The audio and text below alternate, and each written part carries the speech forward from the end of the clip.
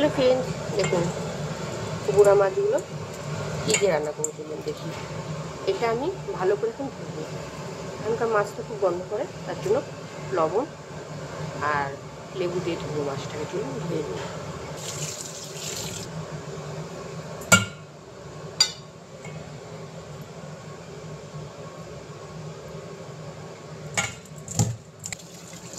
সব রকমের মেশানো মাছ আছে, খুব সুন্দর মাছ, 3 টাকা সহ। গ্যাসটা জ্বালিয়ে নিই মাছটা রান্না করার জন্য। কড়াইতে তেল দিয়ে দিলাম, কড়াই তেলটা গরম হয়ে এসছে। আমার মাছটা রান্না করবো আজকে, দেখুন আমি নতুনভাবে রান্না করবো, তো অন্যভাবে। তো এই যে আলু দিব, শিম দিব, বেগুন দিব, মুলো দিব, আর ডালে বড়ি, মাসকলাই ডালে বড়ি, আর লাগবে হচ্ছে টমেটো, পেঁয়াজ, সম্বারের জন্য শুকনো লঙ্কা, তেজপাতা, আর মশলার জন্য লাগবে হচ্ছে রসুন, আদা, তেজপাতা, কাঁচা লঙ্কা, কাঁচা পাকা লঙ্কা আছে, ধনে গুঁড়ো আর জিরা গুঁড়ো। আমার যেহেতু কড়া থাকে জিরে গুঁড়ো। চলুন এগুলো এখন পেস্ট করে নিই। বড়িটা জলে ধুয়ে নিয়েছি, তেলটা কম থাকবে। বড়িটা এবার লাল করে ভেজে নেব।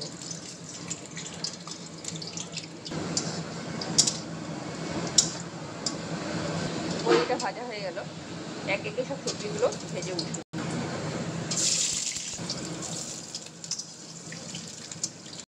মাছটা আমি ভালো করে লবণ আর লেবু দিয়ে ধুয়ে দেখে মাছটা গায়ে কত চকচক করছে, কারণ এখন মাছে খুব নুন থাকে ওর জন্য।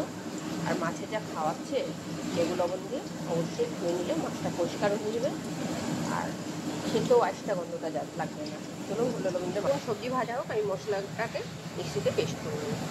এখানে আমার মূলোটা আলুটা ভাজা করে নেব। এবার শিমটাকে ভেজে নেব। শিমটা দিয়ে দেবো। নতুন সবজি তো মাছের ঝোল খেতে খুব ভালো লাগে, এখন নতুন সবজি দিয়ে মাছের ঝোল খেতে। শিমটা ভাজা হলো, পাশ থেকে আমি বেগুনটা দিয়ে দিচ্ছি, শিমটাকে তুলে দেবো। তেলটা শিখবে না গায়ে, বেগুনটা দিয়ে দিলাম। এখানে মশলাটাও করা হয়ে যাবে। একটুখানি আমি হলুদ দিয়ে মশলাটা মেখে রেখেছি, কেননা হলুদটা মিশিয়ে ভালো লাগবে। সব সবজিগুলো ভাজা হয়ে গেলো, এবার মাছটা ভেজে নেব।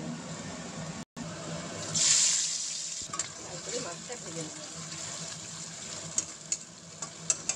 মাছটা আমার ভাজা হয়ে গেল, এবার নামিয়ে নেব। তুমি একটু জিরা সম্বর দিব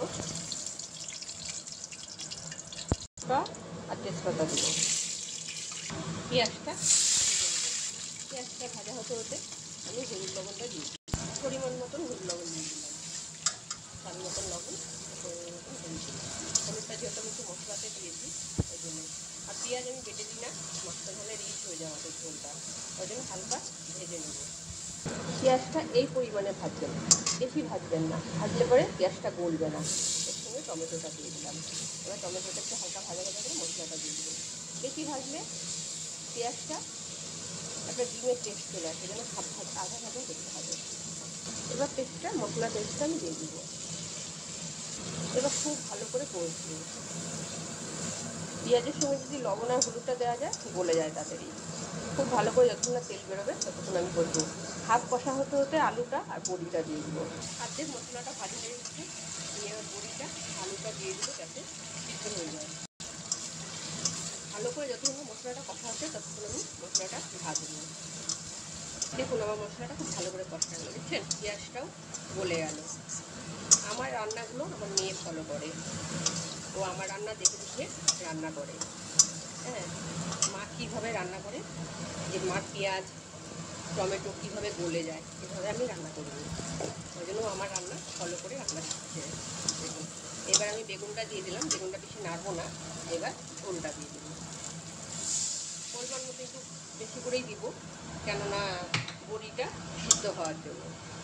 আমি দুজনের আঞ্জাতে রান্না করছি, আমার বড়িটা যতক্ষণ সিদ্ধ না হবে ততক্ষণ একটু আঁচ কমিয়ে দেবো, কারণ বড়িগুলো তো সিদ্ধ হতে চায় না, আঁচটা কমিয়ে দেবো। তারপরে নামানো কিছুক্ষণ আগে মাছটা দিব।